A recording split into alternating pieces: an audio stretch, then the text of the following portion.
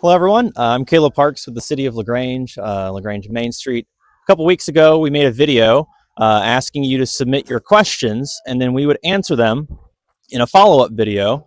And so that's what I'm doing today. The first question we've received in this series, this is from A, which I'm assuming stands for anonymous. But if you're out there, whoever submitted this question, A, here's your answer. Your question was, what is the history of the train depot? What are its hours of operation / admission fee? And I could answer that question for you, but I figured it's more fun if I include some other friends in the video myself. So I'm about to go inside here, and we're going to sit down with some of the key players here at the Depot Museum and ask them this question. We can unpack that one. Hi, I'm Gale Lincke, and I'm on the board and a docent here at the Depot. We have W.O. Wood, Bill Karisch, and Gary Lincke, who are all also docents here at the Depot and on the board of directors. The Depot is an original passenger depot built by the MKT Railroad in 1897. It was the oldest known depot that is still in its original location that was built by the MKT. And as far as we can tell, it's the oldest anywhere. So we're very proud to have this depot here, and we're proud to continue its operation. We are open. We are run by docents and volunteers.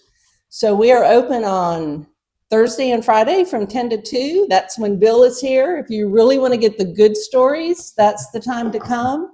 And we're here on Saturday from 10 to 4, and Gary and I, and sometimes somebody else is here. We enjoy our visitors. We have visitors from all over the world. We love to hear their stories as much as they love to hear our stories. And we also, if you really have a group or you've got somebody visiting and they're not going to be here on a weekend, give us a holler. We'll come down here and open up for you and give you a tour anytime.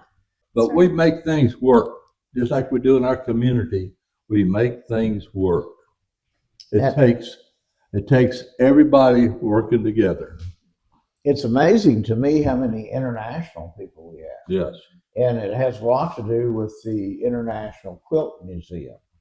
Often the people that go there are sometimes the husbands or whoever is with them that may not be interested in quilts will come over this way, and the quilt staff over there are very kind. They will send people that they think aren't interested over our way. One thing too I'd like to add is that we're very children friendly.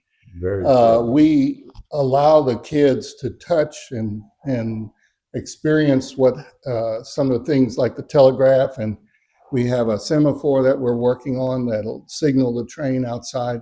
Things like that they can actually see. We have model trains running up here, one up above us here, and one in the other room. And there'll be more to come. But that's always exciting. Even adults get excited when we turn the model trains on. They're like big kids. So in reality, about 80% of our visitors are from out of town. All the time we hear local people who come in and go, wow, I've never been here before. I didn't know this was here. And they were raised here. And they were raised here, and they probably drive by it every time they go to the bank. So it's a little gem, and we're very laid back about what we do around here. They were the city was going to sell the depot over here to the guns, the Chamber of Commerce. Okay, Chamber of Commerce was. They were going to destroy the depot and move it so they'd have more parking for automobiles. 4 families stepped up and saved it. I was at Red Light downtown one day, and Gary was over there at the station. He hollered, "W, you want to buy a depot?" that pulled me in. That's right. You know? That's right. You know, we saved it though. We stepped up, and it is like it was. And we promised we would keep it. for the community. That's right. And even though our bid was the lowest bid out of all the bids they got, they sold it to us because they knew where our heart was. We're passionate about this stuff. Everybody who's involved here is passionate. And it's a very important part of our history because honestly, if the train wouldn't have come to La Grange, we wouldn't have a La Grange today.